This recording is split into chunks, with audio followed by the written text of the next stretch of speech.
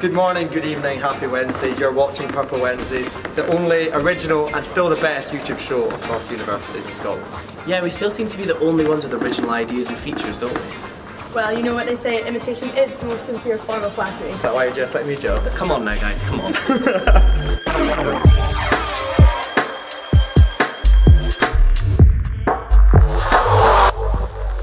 We had another great week, kicking off with our netball first team winning again, and our men's second team and women's first also gaining victories. We also had a great week for both hockey teams, as our men's first and women's first both recorded victories in their respective matches. Volleyball had a great 6-point Sunday with their men's and women's teams both winning.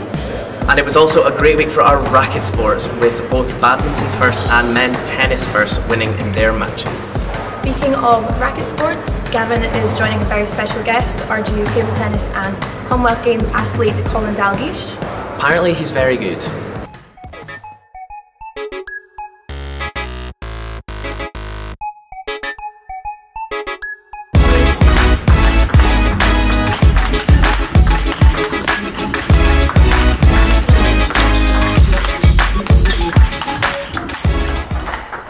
Yes, I've made it down to RGU Sports Studio 3 where I'm about to take on Commonwealth Games athlete and RGU student Colin Dalglish at his own game.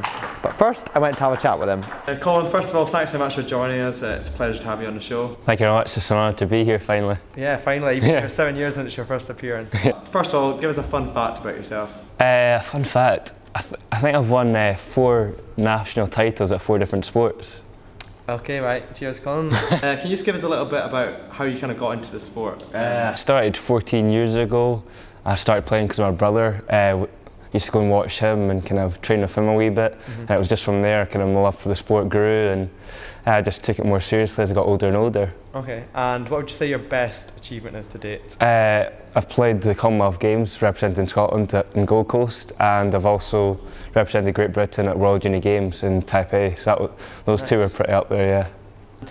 Obviously you've been here 7 years as a student. How have you managed to balance playing table tennis with your university studies as well? I think the fact I've been here 7 years kind of shows I haven't, but I'm a bit more mature now and I've settled down to my studies, and I just try and put my studies first and then my table tennis second, and just try and balance the two. And I mean, the uni are a great help me get academic flexibility and balancing all my strength and conditioning and physiotherapy and things like that. So yeah, uni have been a great help. And what would you say of the Gold Coast, going back to that, what's your highlight from that? I think meeting Usain Bolt was up there definitely, kind of being in a close proximity to him, and yeah, it was a bit surreal kind of seeing such a global star like that. So if that is your highlight, would you say a low light would be losing to me at table tennis? Yeah, I think that would be, yeah. Right, come on, let's have a game. Okay, let's go.